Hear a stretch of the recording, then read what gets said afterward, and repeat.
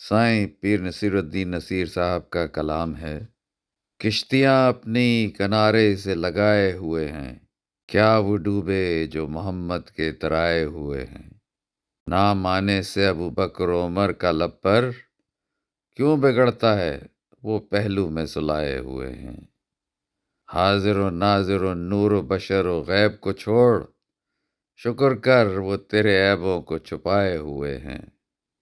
حاضر و ناظر و نور و بشر و غیب کو چھوڑ، شکر کر وہ تیرے عیبوں کو چھپائے ہوئے ہیں۔ قبر کی نیند سے اٹھنا کوئی آسان نہ تھا، ہم تو محشر میں انہیں دیکھنے آئے ہوئے ہیں۔